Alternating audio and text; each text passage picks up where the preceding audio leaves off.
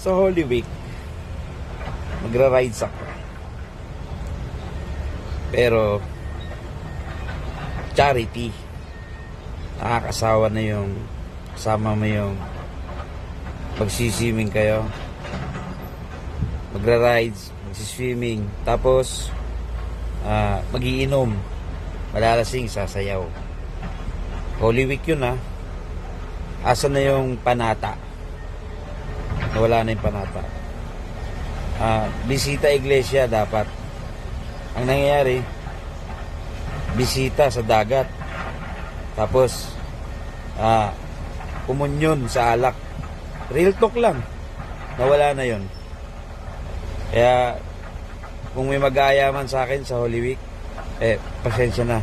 At siguro, magso-solo ride na lang ako with my OBR.